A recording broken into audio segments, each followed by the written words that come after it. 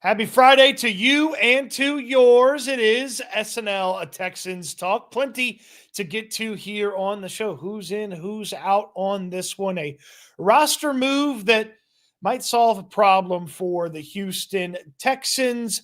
You've got some various other intriguing elements to this game, as the Ravens do not have anywhere near the type of team available to them to really present a huge challenge to the Texans. So how do they get it done? We'll talk about all that and much more. Hear from you in the comment section. Your questions, your comments, your joys, and your concerns. Just me today. No Landry Locker on SNL today. So just the L out. The S is in. And we're talking about so much more before the downtrodden, disappointing, no good, very bad Baltimore Ravens. You want to talk about a team that has underperformed on the expectations? This Baltimore Ravens team is probably one of the most underperforming teams in the entire land. And up until this week, I don't know if they had a lot of excuses. The Texans underperformed a little bit as well through the first four. Both teams 1-3. Somebody's walking out of this thing 2-3. The other team's dropping to 1-4, and that's not going to be fun for the team that has to deal with that. So let's get into who's in, who's out in this one. We'll talk about the addition the Texans made to the active roster, what no Lamar Jackson means. Spoiler alert, he's out on this one. What must happen for the Texans to win? Some questions I have about this game, and we might even let you weigh in on screen, live and in person in this one. So get going in the comment section. The injury report for the Houston Texans, pretty clean on this one. Nico Collins, good to go in this one. You knew he was playing last week, and with a limited Wednesday, some full Thursday, you knew that was going to happen for him. Jalen Reed nor Danico Autry will be activated from the IR/physically unable to perform list. So they're not going to play in this one. They're out in this one. And Foloransu Fatukasi is not going to play here. Everybody else for the Texans, clean bills of health all around. No injury designation for Derek Stingley. No injury designation for Harrison Bryant after he got his shoulder dinged up in this one. And no injury designation again for Nico Collins. Now, this is a short one. This is the type of book I like to read. In school, we had accelerated reading. You had to read the books and take a test on the book. And you had to get a certain number of points every 6-8 weeks. Okay. Well, what I did was I read a bunch of small books.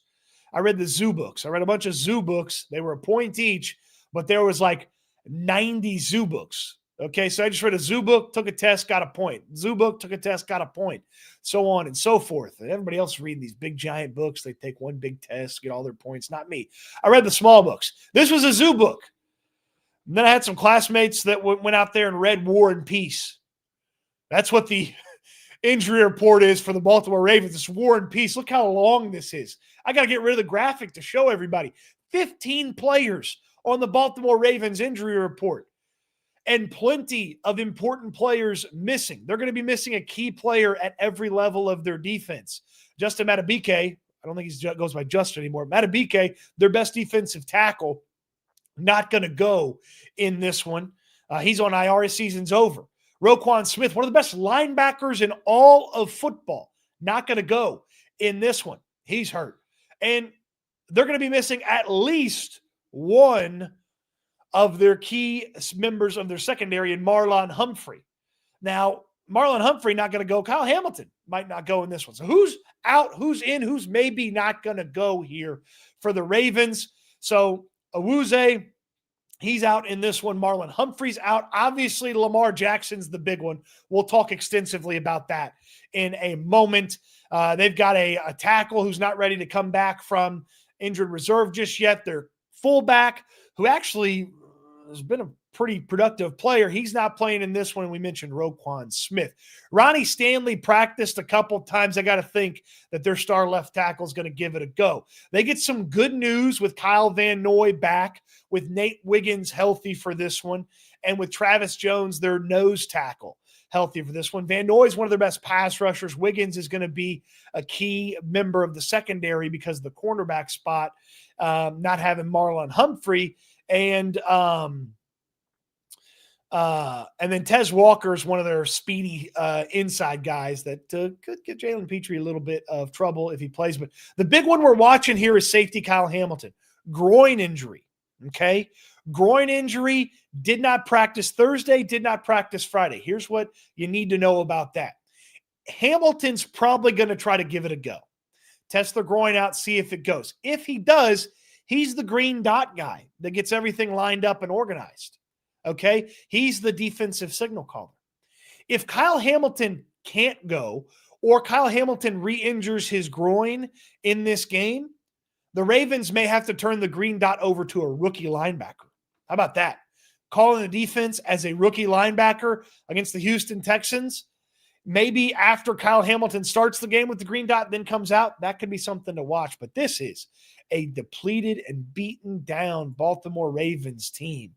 Okay, who's in, who's out? Most of the Ravens are out. Their big players are out in this one, most notably Lamar Jackson. What does no Lamar Jackson mean for this matchup? Well, one, it means Cooper Rush is going to be the quarterback for the Baltimore Ravens. Now, Rush is not a bad backup. It just, that offense is built around Lamar creating. Cooper Rush is not going to create. You know what Cooper Rush is going to do? Cooper Rush is going to get rid of the football fast. Cooper Rush is going to try not to get killed behind an underperforming offensive line. And Cooper Rush is going to turn around and hand the damn thing to Derrick Henry as many times as he needs to.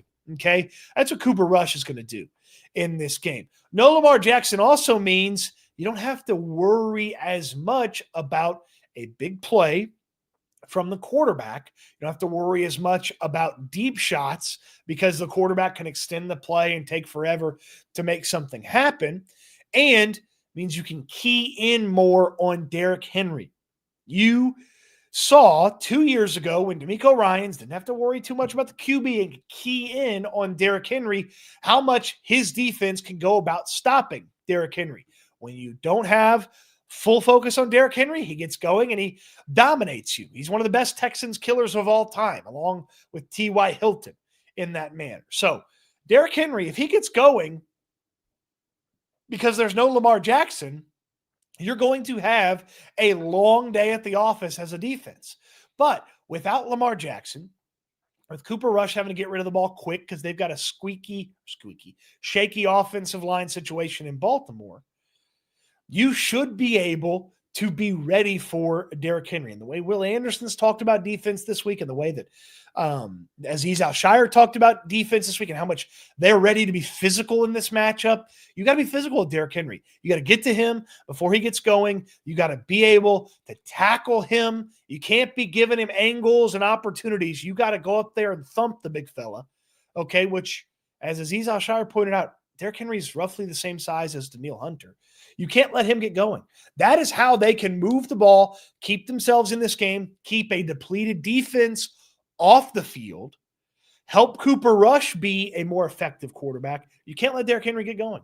And if you put them in second and longs, third and longs, Cooper Rush is a solid player. Cooper Rush is not going out there and dicing up the Houston Texans defense. So what does no Lamar Jackson mean? No Lamar Jackson means you've got an opportunity to dominate as a defense. You've got an opportunity to lean on a poor offensive line in pass rush. You got an opportunity to lean on a backup quarterback in the pass rush. You got an opportunity to jump quick stuff that Cooper Rush is going to have to try to operate with and get rid of the football quickly with your secondary. And you got an opportunity to key in on Derrick Henry and be ready for the big fella at the running back spot that is oh so important to this, I almost said Tennessee Titans, Baltimore Ravens offense. That's what no Lamar Jackson means in this matchup. It also means that you need to be ready for something goofy to happen at the quarterback spot. Their backup QB to Cooper Rush, Tyler Huntley, Snoop Huntley. He's got a little mobility, maybe a direct snap to Derrick Henry, maybe a motion play where Zay Flowers catches the snap in the backfield. You can't put anything past the Ravens. They're going to have to gimmick this thing and put it together as a team to move the football. And if they can and then keep their defense fresh, they're going to have an opportunity. But if they can't, they're going to have to settle for some long field goals. The Texans put some points on the board. Bing, bang, boom. You find yourself in a victory, 2-3 headed into the bye week. So that's what no Lamar Jackson means in this one. We'll talk about a roster move that the Texans made here in just a moment, right after I tell you about my friends at TDECU. TDECU.org/Texans, where you can find out all the information about the Houston Texans debit card and how you can get signed up for it and all the fantastic perks that TDECU, your credit union, has for you. When you put your money with them, man, it works better for you there than anywhere else. And all the various perks are fantastic, including that 15% off at the online team store with your Texans debit card from TDECU. Now, membership's required, and they're insured by the NCUA, but TDECU.org/Texans, where you can find out all the information. You can start the process of getting signed up, or maybe you want to just pop in to one of those 15 greater Houston area locations and get signed up at TDECU there. When you put your money there, your credit union, okay, when you're a member at TDECU, they take care of you. Perks galore. Your money works better for you than when you put your money other places. You want a TDECU Texans debit card and get that perk of 15% off your new gear. Maybe you need a new car decal, something like that, and all the other fantastic perks that TDECU brings to the table for you. You don't want to miss out on it. TDECU.org/Texans to learn more. Membership required, insured by the NCUA. Get some of your comments, your questions, your joys, your concerns about this game. We'll talk about a roster move here in just a second. HDAV Traveler Afternoon, Cody and friends. It is Friday. It is indeed Friday. I hope everybody has had a fantastic Friday to this point. If it hadn't been good, hope it can get better. All right? Hope it can get better. Maybe you're going to go watch some high school football. Maybe you're ready for the big college football slate this weekend. Little Bama and Vandy, little Miami and Florida State, little Texas Tech University with a scrimmage over at TDECU Stadium here in Houston. Huh? Maybe that's what you're ready for. So, questions about this game. What has to happen for the Texans to win? And some of your comments. Don, good to see you. Let's go. H-Town is in here. Megalbins, appreciate you. DQ, Bubble Dream. Cam's in here. Landry caught the Lamar bug. No, not quite like that. Not quite like that. Nathan says, Cody, not going to lie, if we lose the Ravens, might be the most embarrassing loss in franchise history, and I've seen them all. It's not going to be good. It's not going to be good. I think Nathan brings up an interesting point here. This is not just an injured Ravens team. This is a Ravens team that coming into this week is questioning everything that their franchise is about. There are calls to fire John Harbaugh. There are calls to fire offensive coordinator Todd Monken. There are calls to change the operation of how the team adds players to the equation. There's calls to get rid of guys that have been there for a while. There's calls to move on from guys who have been disappointing to start the season. This is a organization that is in flux. This is an organization that, frankly, is not used to this type of start to the season. And when you're that successful, yes, you're successful because you keep a high standard, but sometimes you don't know how to handle failure after you've been as successful as the Ravens have been for oh so long. And so with the challenges that they have this week of no key linebacker, no key defensive tackle, no key cornerback, banged up left tackle, not good offensive line. With the football challenges, there comes the between the ear challenges. Are we headed the right direction? Is it time for a change? Are all of the failures finally stacking up here for John Harbaugh and that organization? Frankly, it's a weird spot for the Ravens to be in. So not only are you getting a less than prepared between the lines Baltimore Ravens team because of the availability of players, you're getting a less than prepared between the ears Baltimore Ravens heading into this matchup. And as much as we're thinking, the Texans lose, my God, what's going to go wrong with this team here in 2025? If the Ravens are losing, it might be a changing of the guard over there in Baltimore. Brandon with a funny joke. Landry has general soreness. No, Landry has a wife's high school reunion to go to. So, Nathan Winters, Cody, are you surprised that Autry and Reed didn't get activated? No, I'm not. A lot of times those guys need more than 1 week to get ramped up. And my estimation is to help with the safety depth, they'll bring up Miles Bryant from the practice squad as a elevation. And with the Nico Autry, still probably needs a little time to work into it, get it maybe into football shape after being on the football field a little bit. So not super surprised that either of those guys were activated. A lot of times most guys aren't ready right away to come off of PUP or NFI or anything like that. So 1984 Cade liked my book analogies. He strikes me more as a War and Peace guy. I, of course, more of a Zoo Books guy.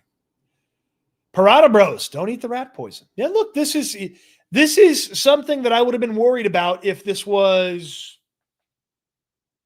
the Kansas City Chiefs as the matchup. If this was the Steelers, if this was the Bills, I maybe would be ready to say, hey, avoid the rat poison here if you're the Houston Texans. But that is not the case here because of the players constantly mentioning Christmas and being embarrassed on Christmas. And I know D'Amico Ryan said we don't pick up where Christmas left off. Yeah, I know you don't, and you don't want to. You get embarrassed on Christmas. The players don't like that. The players mentioned it. The players know what it takes to match the Ravens, even if it's the hobbled Ravens. They know what it takes to match them, so they are ready for the challenge here. They're ready for the challenge here. Never seen this Ravens team be so injured. I haven't either, DQ. I haven't either. Cam wants to know the injury report for SNL. Landry is out today, and we expect him to be back Monday. We're not parsing around the injuries here over on SNL, okay? We're not day-to-day, folks. If a guy's out, he's out. If he's back, we'll tell you when he's back. All right? If the Texans don't destroy the Ravens practice squad, I will be annoyed. I certainly understand that idea, Brandon. I certainly understand that idea. And I certainly get if they don't win this one where the extreme disappointment will come from. Rick, good to see you. Jerry Mosion. Today is National Holiday of German Unity. What better way to celebrate than watch Cody talk some football? Hey, appreciate you tuning in from across the pond, Jerry. German Unity Day. Okay, I didn't know that. I mean, it makes sense that most countries have one of those days, but good to reserve it for a Friday. In Oktoberfest, no less. How about that? Geo Central. I was about to say the Rams lost at home last night. This is the NFL. Again, I would be worried about a Rams situation if Christmas hadn't happened last year. That to me, hopefully, keeps you from underestimating what the Ravens are going to put on the field. Keeps you from underestimating the jersey that you're playing, the logo that you're playing. Look, it's the Baltimore Ravens.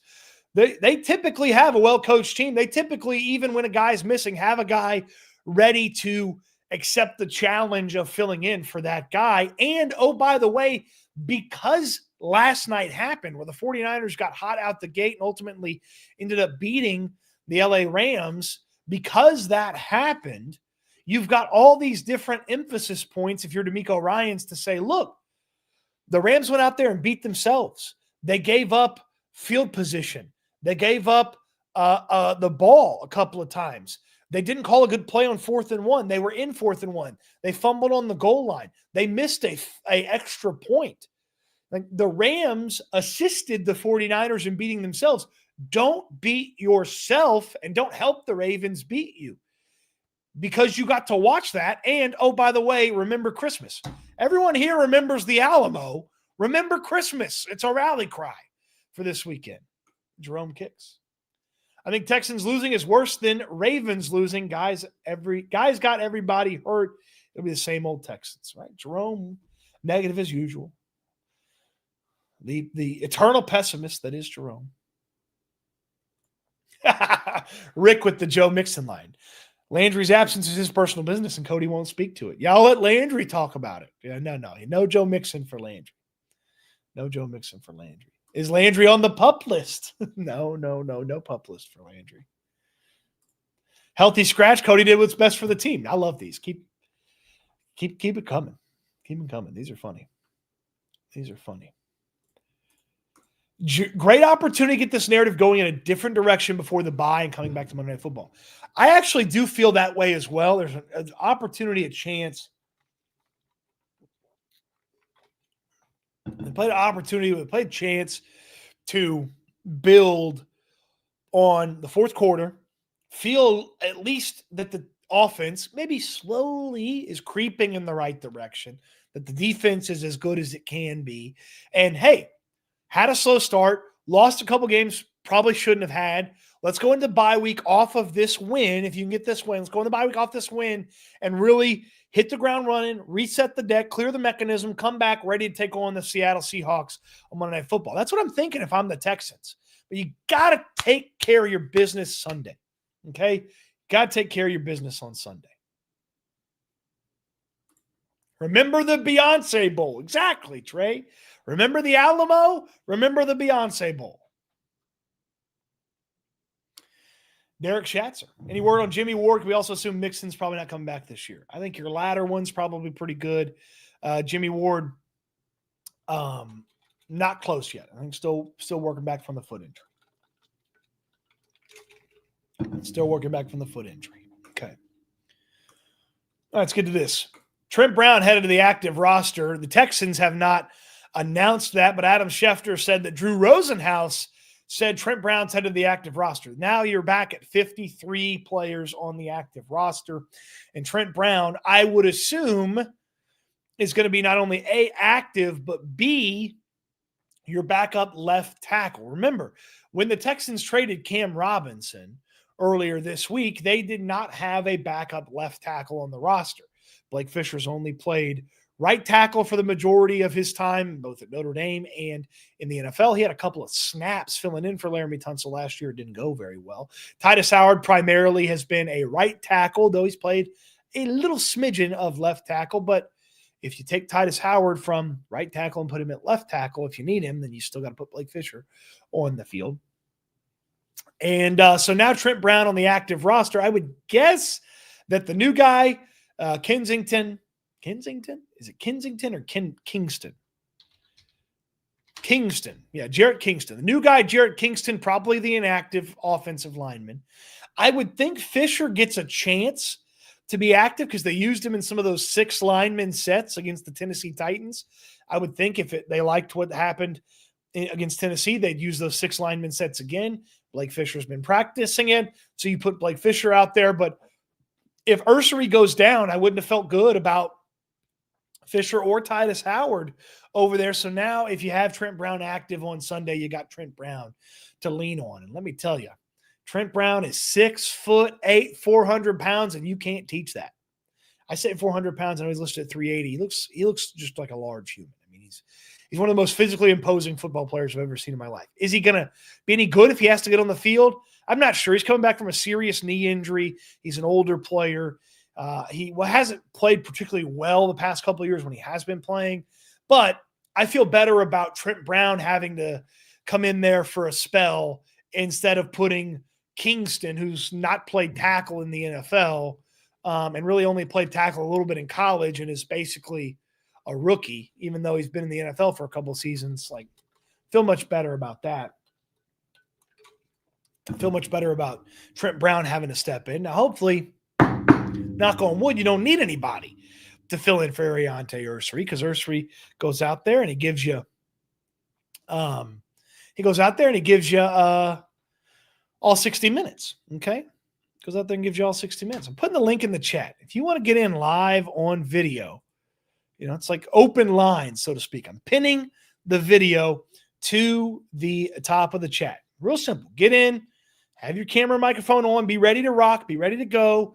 Get in, we'll talk a little bit, get your take, don't suck, get out. All right, the old Jim Rome status. So I'll see you in the backstage. If you want to jump in, we'll add you in. We'll keep going through the comment section as well. but Trent Brown to the active roster. 3 things that must happen for the Texans to win right after we talk about the super chat here from Abraham Hernandez. Did I say that right?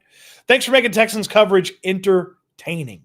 I appreciate you for the super chat. Appreciate you for checking out the SNL stuff with myself and Landry. And then, of course, Landry's the locker room stuff, my stuff over on Houston football. We have a lot of fun doing this. We really enjoy it. We're here all the time. Okay, this is our year-round job. This is what we do. We love football. We love talking about the Texans.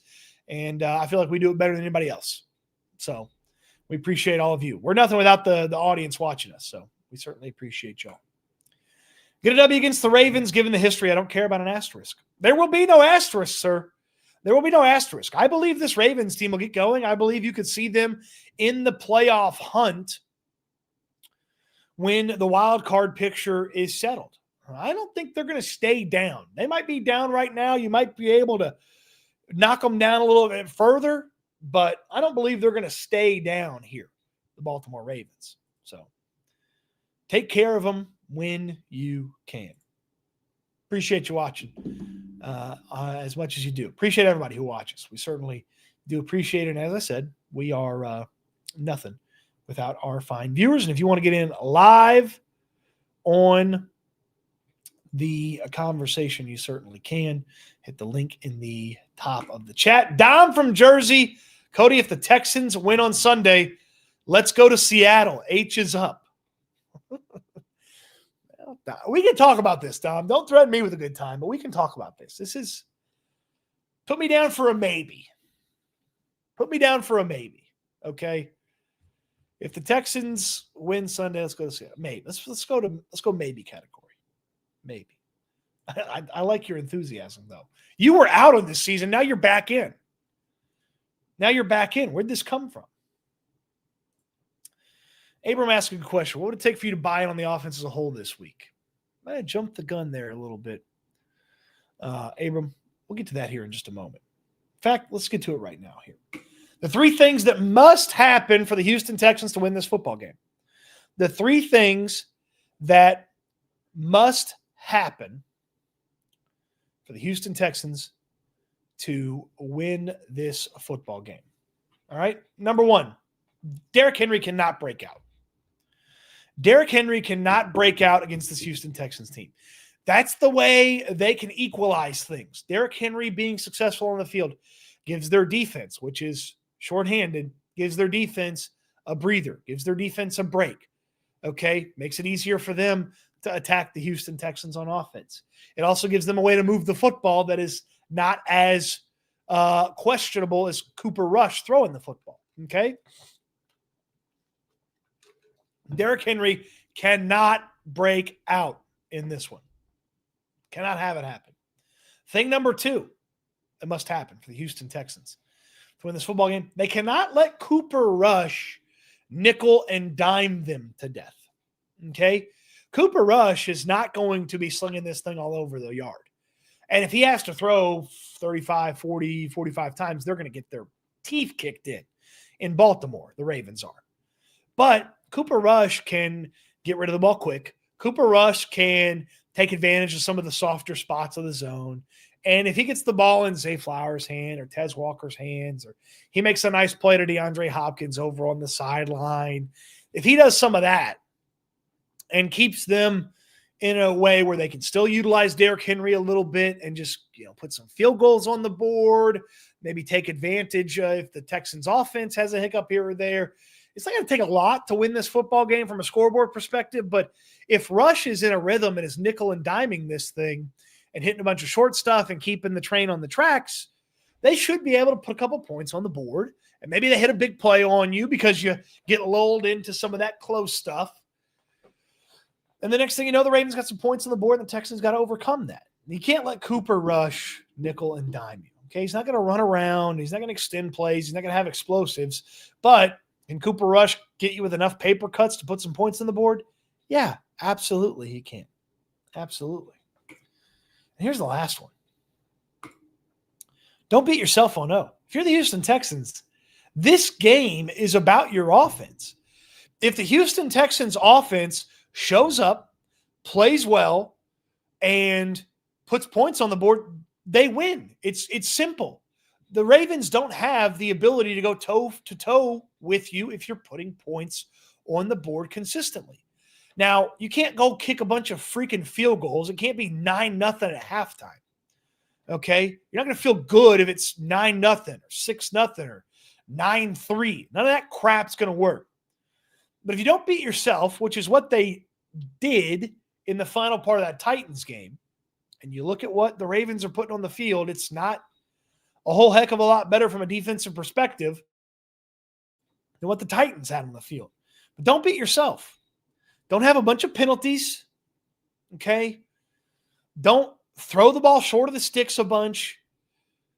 Don't be afraid to use the dynamic players like Woody Marks, maybe some of the other rookies. Don't miss throws that you should make if you're the quarterback, CJ Stroud. Okay, like there's a lot of things that the Texans need to avoid because once they stink a little bit, it usually folds in on itself. Once the O-line stops protecting, they get in second and longs, third and longs. Then they're throwing short of the sticks or CJ's missing a throw, and it builds. It folds on itself. They don't do a good job of triage with this offense. When something goes wrong, it's a chain explosion of suck with this offense more often than not. Don't let that happen on the road in Baltimore. DeMeco Ryans has not had a good record on the road, especially against good football teams. He's beaten one good football team on the road. It's the Cincinnati Bengals in 2023. And even then, they nearly pissed that game away. You've got to go on the road. And when you go on the road, you got to keep your crap together on offense. You got to go in there. You got to score some points. Don't beat yourself on offense, okay? That's the biggest key, because if the Texans can give you something close for a whole game of what they did in the fourth quarter against the Titans, they will beat the Baltimore Ravens. They will beat the Baltimore Ravens. They'll have beaten a significant opponent on the road, which is something they do not regularly do as a team, and they'll be 2-3 headed into the bye week. So the biggest thing, I know this is 3, but this is the most important thing. Do not let the offense beat the Houston Texans. Do not let the Houston Texans offense beat the Houston Texans on Sunday. That's the biggest thing for me. Get to some super chats. Jax, I see you in the waiting room. We'll get to Jax here in just a second. Jake has a super chat. Jake Johnson, hoping for the fourth quarter offense from last week, all game shows signs of playoff life. If we look back, I want to lose. If we look backs, I want to lose out and get a good dealer pick. Okay. He's saying if they win, he wants to see the offense get going right off the bat, look good. If they lose, he wants them to lose out and have a great pick. I hate that line of thinking because, 1-4 is not going to feel great. They still have an opportunity to climb back into this thing, but obviously none of us are going to feel good at 1-4 headed into the bye week. It's going to be a bye week of bullshit. Excuse my language, if they lose this game. So you don't want that. And yeah, we'll start talking about some mock drafts. Somebody sent a mock draft on Twitter today, and I was like, pretty good mock draft. Hopefully they don't pick that high. So, Jake, appreciate the super chat. Can't let Cooper Rush do us like Zach Wilson. Yeah. The Texans have lost to some bad QBs. Zach Wilson, probably one of the biggest ones of, Zach Wilson, the decrepit body of Aaron Rodgers. They lost to Will Levis last year. Can't have any of that crap in this one. Appreciate you for the super chat, Abram. All right. I think this is the first time in SNL history we've had the phone lines open, so to speak. The video lines open. Jax, what do you got for us, man? Far away. Well, I feel honored to be the first call-in SNL. Sure. So I just wanted to talk about DeMeco Ryans. Is this too loud or too quiet? You're perfect. Keep going. Okay. You got it. So obviously he stepped down from play calling just for this week. Obviously it was like kind of, I think we can all like assume it was to oversee the offense. But what I can kind of respect about DeMeco Ryans is that not only like was he kind of like trying to oversee it, making sure, I think he like obviously didn't want to go off the rails and needed to try interfere a little bit. Like Um, checks and balances. Like, hey, you're headed down a dangerous road here, Nick Caley. yeah, but also the fact that he's like, you can, at least I could like see that he was, what I think he's trying to do. He sees this offense going kind of down this slippery slope, and he's trying to impose what he thinks is the identity of this football team. Defensive team, old school defensive team, tries to run the ball. And Yep. you can tell in the mic'd up, he was like, after they won in the locker room, he said something along the lines of like, see, we just need to take care of the ball, you know, keep the ball, take care of it. And he's been like very adamant about them running the ball. So I think this running thing is going to be a very common thing week to week. I think people assume that, but I don't think people just realize like how much of like the identity of this team showed in that last game. I think that's going to be a very common reoccurrence Oh yeah. to this offense. Defensive coaches love to run the football. One, it wears the other team down. They know how tough it is when you get worn down with a run game. Two, gives their defense a break. Okay. And it lets them push the gas pedal harder late in games if their defense hadn't been on the field a ton. And frankly, there's less stuff that can go wrong when you're running the football. Think about all the things that go wrong when you drop back to pass. Sack, the offensive penalties have primarily been in the passing game and an interception where you turn the football over. I mean, knock on wood, Nick Chubb, Woody Marks taking care of the football pretty decently so far. So what else you got for us, Jax? Yeah. And just to add on that, like, I think, you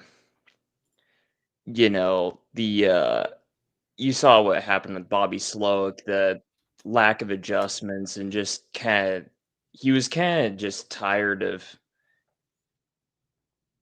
offense. Obviously, he's not been a guy that wants to step in offense. Like, you handle the offense, I handle the defense. That's kind of the coach D'Amico Ryans has been. Yeah. But I think, like I said, like, I can respect that he's finally like, he's the head coach of this team. He's going to do anything he can to get this team to be the best that it can be. Yep. And running the football being maybe the best course of action for this offense might honestly be a good thing. What his vision and his identity that he wants to set for this team, I actually think that could be like the best course of action. And obviously, he's trying to get Jane Higgins more involved. He wants to get these explosive guys. So I think he trusts D'Amico rookies. Ryans, He certainly does. I think D'Amico Ryans actually has, if they keep going on this route, he actually might have a huge part to play in the offense's resurgence than we think. Like, Jax, I'm gonna keep it moving, man. I appreciate it. Thank you. yep. I'll address that point. Good stuff from Jax there. So, look, I think D'Amico Ryans.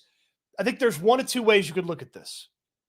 Okay, D'Amico Ryans did the veteran teacher that sits in the back of the classroom to make sure everybody behaves, while the young teacher is teaching. Mr. Howard, no holding penalties, Mr. Howard. No false starts, Mr. Howard. Mr. Tomlinson, go see the principal. Mr. Scruggs, you go to the whiteboard.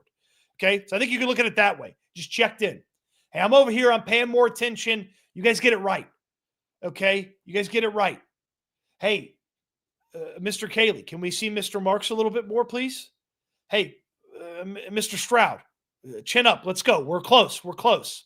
They can say it to us and we cannot believe it, but if they believe it, they feel like they're close and they turn a corner. It's the check-in from the older teacher sitting in the back of the classroom. That's okay because it worked. It got it going eventually. I don't want D'Amico Ryans to spend all his time over there on offense, though. I don't want him to spend a ton of time on offense. I eventually want him back with that headset calling the plays on defense. And that brings me to a question that I have for this game. Is Matt Burke calling plays again?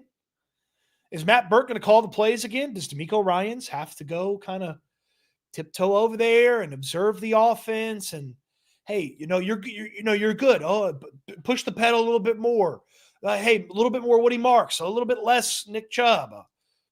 Heck, D'Amico might walk over there and say a little bit more Nick Chubb, a little bit less Woody Marks. Letting Nick Caley, hey, you got 4 plays here. It's not just 3 and punt. You got 4 plays. Get close. Call it like that. Hey, we're going to go for it. Hey, maybe we run the ball here. Hey, let's get D'Amico Ryans won't explain what he did with the extra time from not calling plays. He won't explain what he did. We can only guess. We can only create our own speculation about it. I don't want this to be a permanent thing. Hopefully it's not necessary. Hopefully Nick Caley figures it out to the point where he doesn't need D'Amico Ryans to come over there and check his work. He doesn't need D'Amico Ryans to come over there and watch him do the math problem every time. Make sure he's doing things right. Hopefully Nick Caley gets it rolling, gets it going. And if he does, well, then you might find yourself with an offense that is fairly respectable. But if D'Amico Ryans has spent a bunch of time over there, eventually, we know Matt Burke is not D'Amico Ryans. He's never going to beat D'Amico Ryans. So eventually it's going to hurt the defense. That's what you need to be spectacular about this team, is the defense. For the Titans, it's fine. Maybe for this hobbled up Ravens team, maybe it's fine. Okay?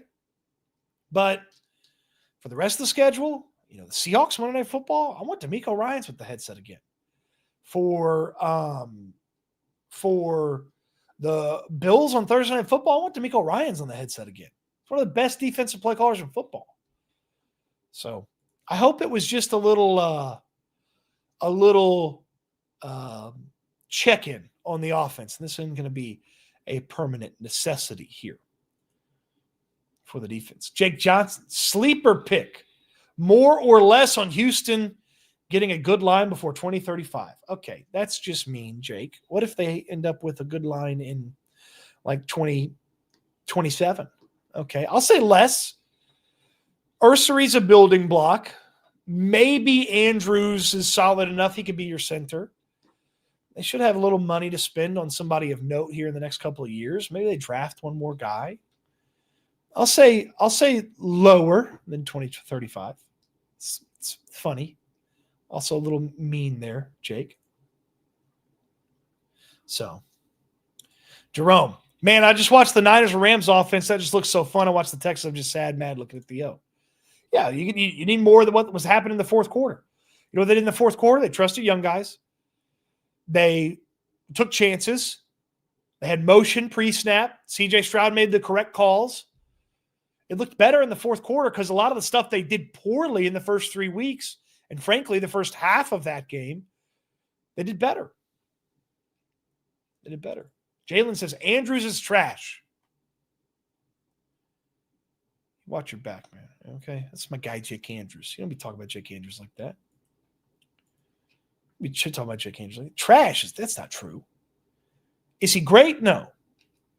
Is he awful? No. All right. Dime wants to weigh in. What's up, Dime? All the way from San Antonio. What do you got for us here? Oh, Dime, you got to unmute the mic. Cody, can you hear me? I got you now, Dime. Fire away. Thank you very much. I got 4 quick things. First one, shout out chat. Second one, did Caley call plays from the booth last week? He did not. He was on the sideline. Okay. Just wanted to say I'm annoyed at how they're handling Mixon. Like really annoyed. Sure. Also, that's all I had to say. Can you give me your very fast higher or lower on my parlay this week, and then I'm done? Yeah, go for it. What's the parlay? Let me hear it. It's good. I don't know how to gamble, so don't make fun of me. Nico Collins, more than 1 tud. Love it. Kaimi Fairbairn, more than 1 field goal. Huh, love it. RJ Harvey, more than 1 tud. He got going a little bit last week. They'll probably give it to him a little bit more. I like it. Judkins, the rookie from the Browns, more than 1 tud. Like it. I like Judkins a lot. All right, good. I'm 4 for 7 then. I got 3 more. Woody Marks, more than 56 yards. Total, doesn't matter how he gets them? Receiving or rushing or total? Run yards only. Rushing. Big difference. Rush, that one will be tough. Because I could see Chubb maybe, if they got a decent enough lead, I could see Chubb being kind of the hammer a little bit and just trying to wear that defense out. Who's going to be that Ravens defense going to be shorthanded? We got 2 more. I got 2 more. Cooper Rush, is he good for a pick this week? I think so. I think so. Good. I think Stingley jumps around. Me too. CJ Stroud, more than 214 yards. Yes. I like Love that. it. I Thank like you, that. Cody. No Marlon Humphrey and maybe no Kyle Hamilton. Yeah, I like that. One more time. Shout out chat. Bye, guys. Good stuff from Dime. Get in, get your points across, ask a couple questions, get out. It's a great job. It's a great job. Good stuff from Dime. Appreciate you. Jake Johnson on the Super Chat. Will be the first time in franchise history. I assume you mean about the offensive line. I assume that's what you're talking about, Jake. So, no, they had a really good offensive line in 2011 and 2012 when it had Dwayne Brown and Wade Smith and Chris Myers. And I guess that was it Derek Newton over there? Yeah, no. Be the second time. Well, it wouldn't be the first time. Appreciate you for the Super Chat. Gibby, what if we have another slow start, Cody? Well, then the Ravens are going to hang around. And you don't want those backups, and you don't want the guys that are playing that usually play with Lamar. You don't want them to have some juice and some energy. You want to suck the life out of them as fast as you can. You want to go in there on offense, punch them in the mouth, show them that defense isn't going to be able to stop you. You got it rolling from that Titans game. And then when you're on defense, you want to maul that offensive line that's underperforming. You want to beat the snot out of Cooper Rush. You want to press those wide receivers. Don't let them get off the line of scrimmage. You want to turn the football over, put the offense back on the field as fast as you can. You want to snuff out hope. That is the last thing that you can have happen if you want to win this football game, is you go in there and you give the Ravens, without Lamar Jackson, without Roquan Smith, without Matabike, without Marlon Humphrey, you go in there and you give them hope. You cannot give them hope on Sunday.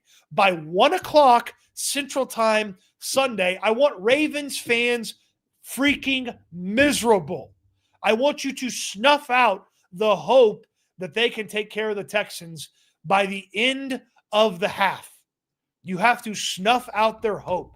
Do not let the Baltimore Ravens hang around and build confidence. If you have another slow start, you will probably lose this football game. Do not start slow. Snuff out their hope. My goodness. Do not let them hang around.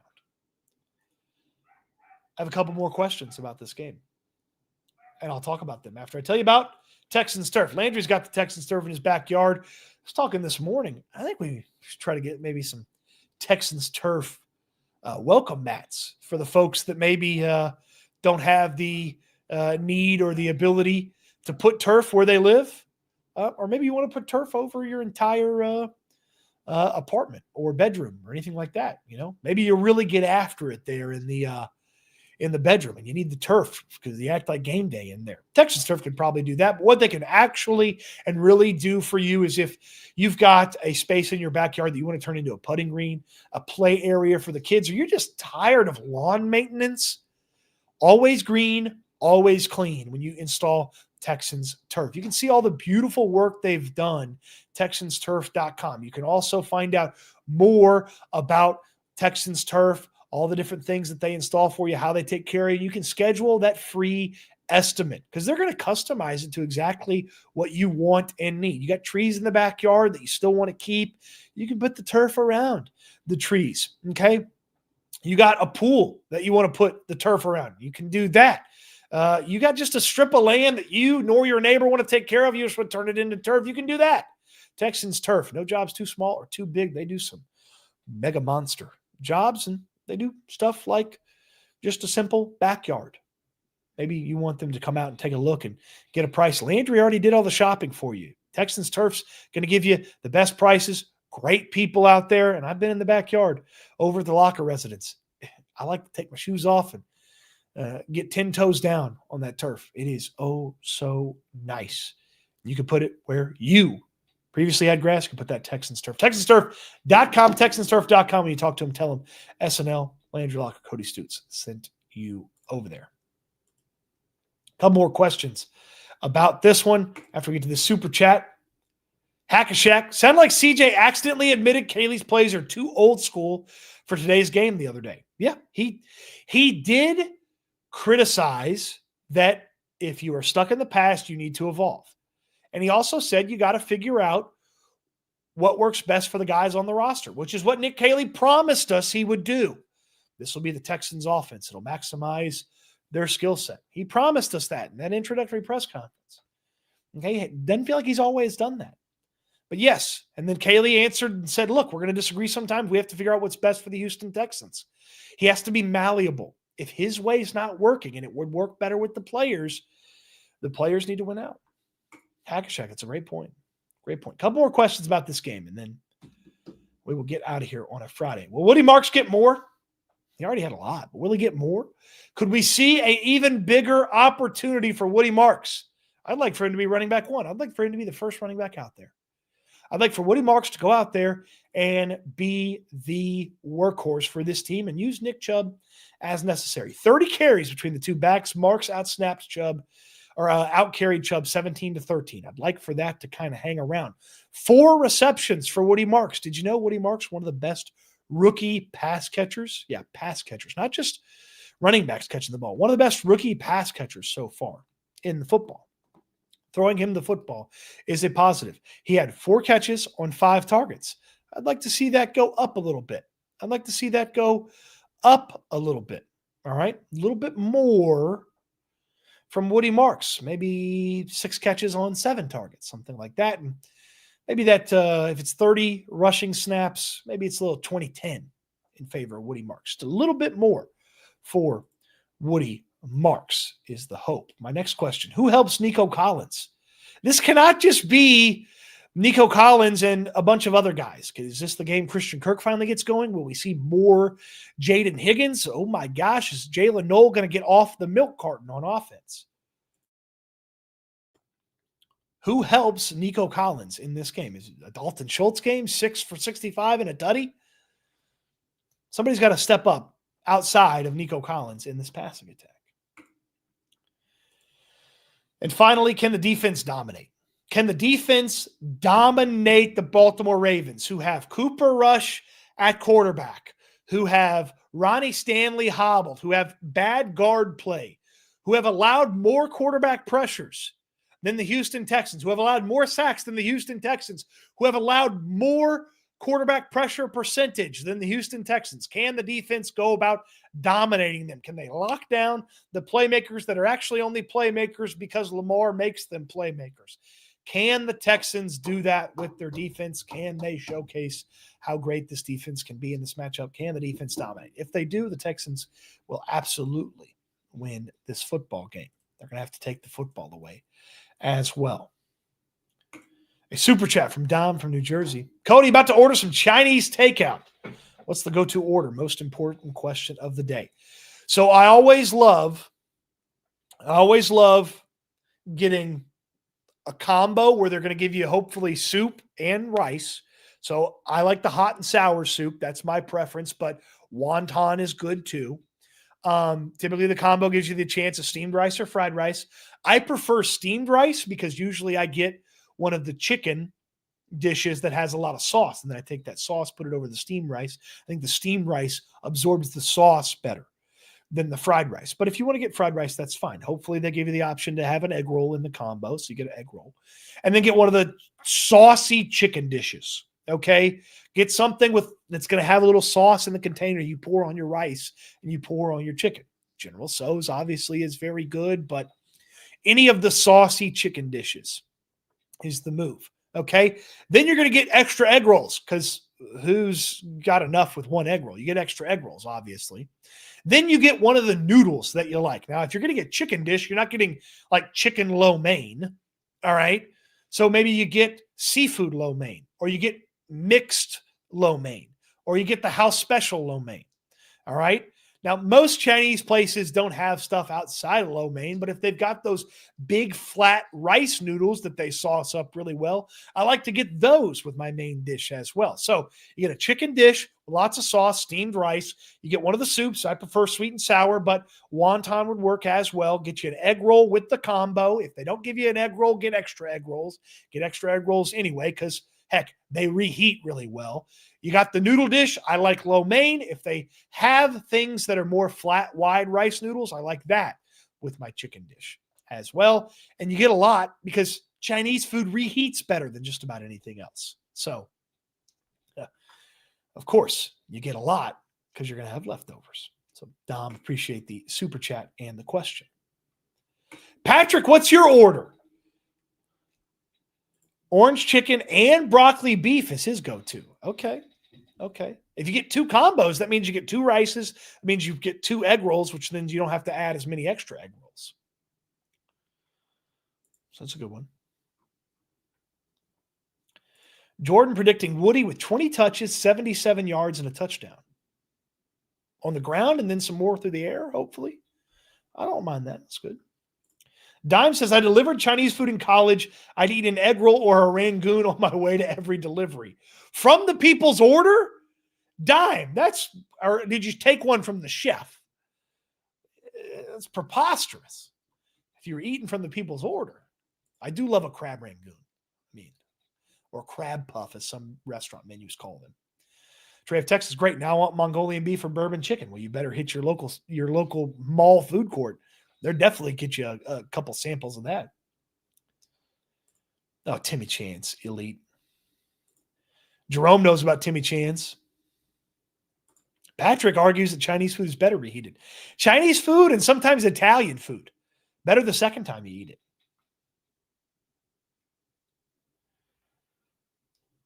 Yeah, the sauce penetrates better. Cody, what's the spot you go to in Houston? Well, you go for different things. If you think of Chinese food, if you just want badass egg rolls, go to China Garden or China Garden downtown. Especially if you're a Rockets fan. Just monster egg rolls, China Garden. If you want like super traditional, like they speak Mandarin, you point at the menu if you don't speak Mandarin. I go to Fufu Cafe down in Chinatown. I don't like Fufu Restaurant as much, like Fufu Cafe. They also have great soup dumplings there. I will patronize the Rice Box every now and then. I like their chow fun at the Rice Box. Trendy dumpling is good. Yeah, Chinatown is over at Bel Air and the Beltway. Bel Air and the Beltway. Oh yeah, hold on. Patrick did a tremendous amount of work. The people need to see this actually, Patrick. Yes. Are you fine with me sharing the Are you fine with me sharing the guide?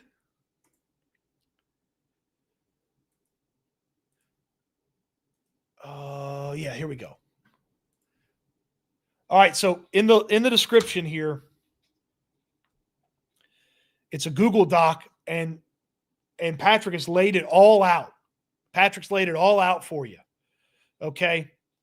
For Chinese food. We'll come back to that in a minute. We'll wrap this thing up here in a minute. Tyler F's been waiting patiently. Tyler, what do you got for us? Unmute and fire away. What's going on, Cody? Hey, first thing, best Chinese spot in the whole city. Trendy dumpling off of 59, kind of Richmond area, Westland, Cross Street, Buffalo Speedway, that area. Best Chinese food in the city. This is not a paid advertisement. Last thing. Hey, let's get on. I'm going to be negative here. Sure. We go 1-4. Where do we go from here? Somebody loses their job at 1-4. I don't know who it is. Someone's going to lose their job. Someone's going to be the sacrificial firing. I agree. So if they lose Sunday, Monday's got to come with somebody getting a pink slip. I don't know exactly who that person is. Somebody got to get a pink slip. Let's hope everybody can keep their job going into the bye week. 2-3, here we come. You hate to not be a team at their best, but with how the season's going, we could really use a win against a banged up Ravens team. Hey, I think that the Ravens follow the Madonna rule. Have you ever heard of the Madonna rule? Of course. If you get the opportunity to be with Madonna, you do it. You just don't ever tell anybody when you were with Madonna. Exactly. So current Madonna, not as good as, late 80s Madonna. But, it's the Madonna rule. You get the opportunity. Madonna's Madonna. Yeah, you got to go for it. I think we need to modernize the Madonna rule. I got to figure out who that is, though. Maybe it's the Aniston rule, the Jennifer Aniston rule. Son, right now she's still prime. So Yeah, but I think you got another 20 years in her, and then you start to ask questions. Yeah, probably. Yeah, it's a good one. It's a good one. Tyler, I appreciate you, man. Thank you, my friend. Have a good weekend, and let's go Texans on Sunday. Absolutely, Tyler. Good stuff. And that Google Doc will get you anything and everything you need from Chinese food. Patrick put that together. Incredible stuff from him. Really appreciate him sharing that. So, hey, we started with got to win this. Ravens are down. Ended it with Chinese food and Jennifer Aniston. As only we can here on SNL. So, Mama Stutes is waiting on me. Taking Mama Stutes out for dinner. See what she gets into. I think she wants breakfast for dinner. So, a lot of options for that. So Mama Stutes, she is the date for Friday night. Gonna take her out for dinner. She's been waiting all week for this, so be good. And I think she wants to go shopping after that. So I gladly will chauffeur for Mama Stutes. Appreciate everybody for watching SNL. Make sure to subscribe to the channel. If you're not, make sure to like the video. If you haven't, don't forget to check out the locker room with Landry Locker. Don't forget to check out Houston football with yours truly.